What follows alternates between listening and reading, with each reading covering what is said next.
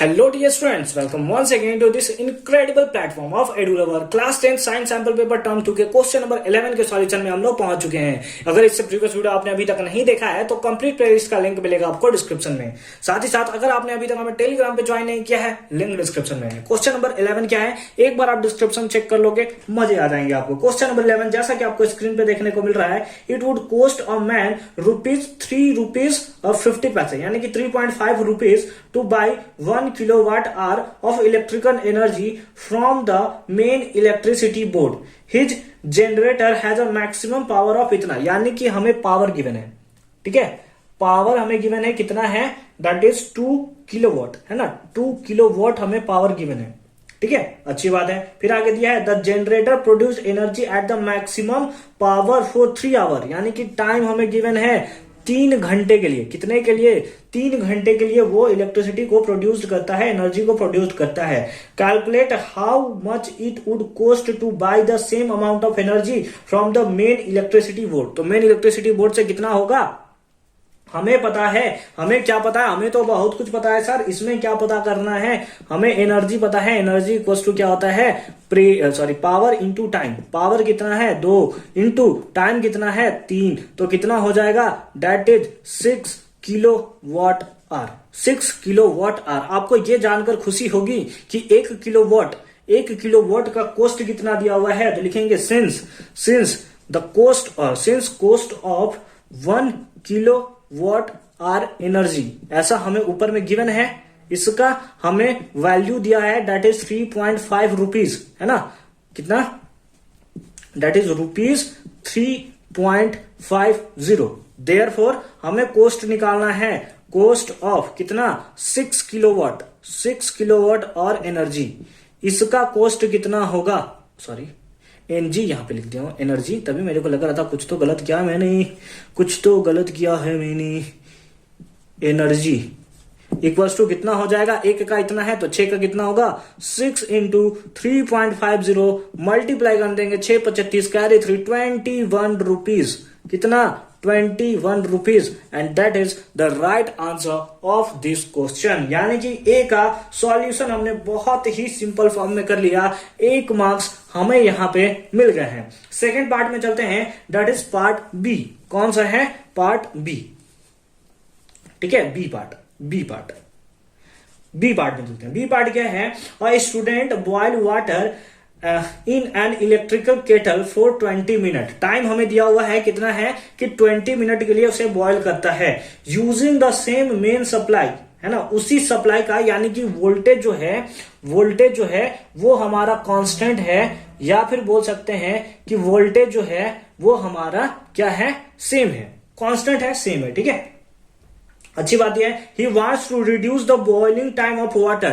अब जो टाइम उसको 20 मिनट लगता है, टाइम जो 20 मिनट लगता है उसको 20 मिनट लगता है, उसको वो क्या करना चाहता है, रिड्यूस करना चाहता है। रिड्यूस तभी होगा जब हीट बढ़ जाएगा, एनर्जी बढ़ जाएगा, तभी तो टाइम होगा। जैसे कि आप लगाते हो, गैस चलाए हो, ठीक है, एकदम कम फ्लेम पे लगाए हो, ठीक है, और पानी चढ़ाए हो। अब आप चाहते हो कि नहीं वो बहुत जल्दी बॉयल कर जाए, तो आपको हीट तो बढ़ाना पड़ेगा ना, यानी कि हीट को हमें बढ़ाना पड़ेगा, ठीक है, अच्छी बात है। आगे बढ़ते हैं।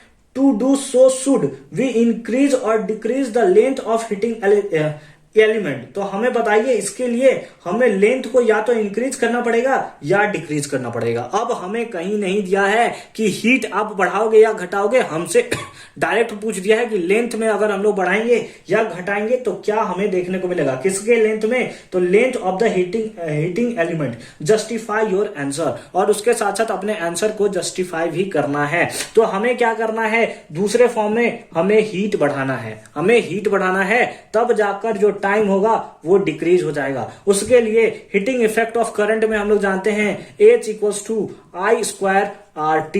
वो ये जानते हैं या नहीं जानते हैं? जानते हैं ना, पढ़ रखा है ना, 1 शॉट बहुत जल्दी इसका भी आएगा, H equals to I² into RT।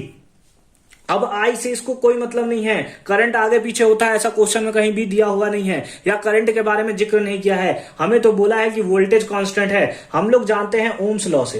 किससे जानते हैं, तो हम लोग लिखेंगे फ्रॉम ओम्स लॉ, है ना। ओम्स लॉ के अकॉर्डिंग हम लोग जानते हैं, क्या जानते हैं, I equals to V by R, I equals to V by R, V equals to I R होता है ना, V equals to I R होता है, तो I equals to V by R लिख सकते हैं। अच्छी बात है, तो यहां पे पुट कर देंगे तो क्या हो जाएगा, H इक्वल्स टू, क्योंकि इसका स्क्वायर है तो ये दोनों स्क्वायर हो जाएगा, यानी कि V square by R square into R into T, ठीक है। स्क्वायर से आर मर गया तो H इक्वल्स टू कितना आ गया, V square by R into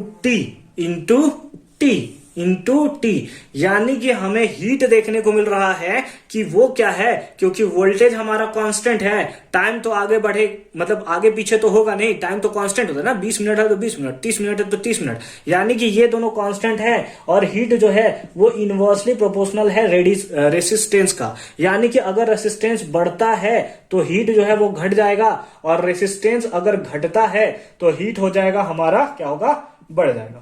हमें क्या चाहिए, हीट बढ़ाना है, हमें क्या चाहिए, हीट बढ़ाना है, यानी कि रेसिस्टेंस को घटाना होगा। नाउ हमसे पूछा है कि लेंथ पे कैसे डिपेंड करता है, R इक्वल्स टू हम लोग फॉर्मूला जानते हैं, रो एल बाई ए, यानी कि R जो होता है, रेसिस्टेंस जो होता है वो इनवर्सली प्रोपोर्शनल होता है L का, सॉरी डायरेक्टली प्रोपोर्शनल होता है L का, यानी कि जैसे जैसे आप L बढ़ाएंगे R भी वैसे वैसे बढ़ता चला जाएगा, लेकिन हमें रेसिस्टेंस घटाना है, यानी कि हमें लेंथ को डिक्रीज करना होगा, तो रेसिस्टेंस डिक्रीज करेगा, हीट बढ़ जाएगा, यानी कि लेंथ को हम लोग क्या कर सकते हैं, hence length of the wire, question के फॉर्म में लिखना चाहें तो लिख सकते हैं, हेंस वी शुड, क्या लिखेंगे, hence we should decrease the length of the element to increase the heating. तो आई होप कि ये क्वेश्चन आपको बहुत अच्छे से और सिंपल फॉर्म में समझ में आएगा। इससे सिंपल क्या ही हो सकता है, एकदम छोटे से छोटे फॉर्म में मैंने आपको तोड़कर बता दिया कि कैसे इसका हम लोग सॉल्यूशन करेंगे। तो मिलते हैं आपसे नेक्स्ट वीडियो में क्वेश्चन नंबर 12 के साथ। अगर आपने अभी तक हमारे चैनल को सब्सक्राइब नहीं किया है, मेक श्योर कि आप हमारे चैनल को सब्सक्राइब करके रख लें, क्योंकि अभी बहुत सारे इंटरेस्टिंग वीडियो अभी अपलोड होने वाले बाकी हैं। ठीक है, मिलते हैं आपसे नेक्स्ट वीडियो में, अच्छे से पढ़ाई करते रहिए।